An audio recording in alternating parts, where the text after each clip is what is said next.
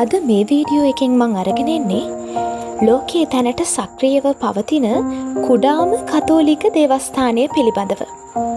මේ වගේ පල්ලියක් ලෝකයේ තියෙනවා කියලා ඔයා මීට කලින් දැනගෙන හිටියද කියලා මේ වීඩියෝ එක අවසාන වෙනකම් බලලා පහලින් කමෙන්ට් එකක් දාගෙන යන්න. ඇමරිකා එක්සත් ජනපදයේ ටෙක්සාස් ප්‍රාන්තයේ රවුන්ඩ් ඩොප් ප්‍රදේශය ආසන්නයේ පිහිටා ඇති ශාන්ත මාර්ටින් කතෝලික දේවස්ථානය.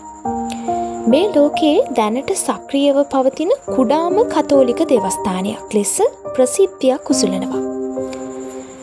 මෙම කුඩා දේවස්ථානය වර්ග අඩි 192ක පමණ වපසරයකින් යුක්ත වන අතර මෙහි එකවර අසුන්ගත හැක්කේ පුද්ගලයන් 20 දෙනෙකුට පමණි.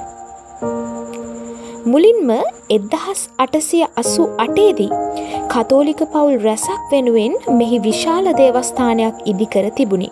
පසුව ප්‍රදේශවාසීන් නාගරික ප්‍රදේශවලට සංක්‍රමණය වීම නිසා පල්ලියට පැමිණෙන පිරිස අඩු වූ අතර 1915 දී එම පැරණි පල්ලිය ගලවා එහි ලී ද්‍රව්‍ය අසල නගරයක පාසලක් හැදීමට රැගෙන යන ලදී.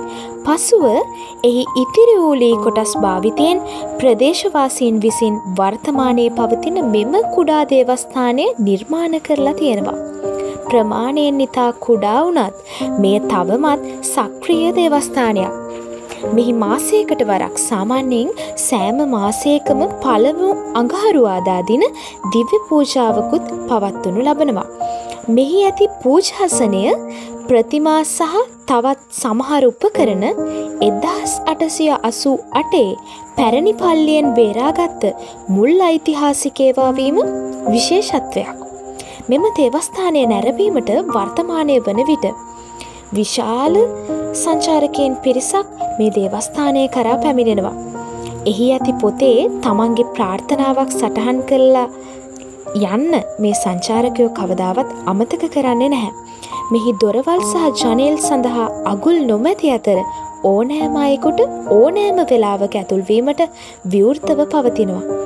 ඉතින් ඔයා මීට කලින් දැනගෙන හිටියද ඇමරිකාවේ ශාන්ත මාර්ටින් කතෝලික දේවස්ථානය පිළිබඳව?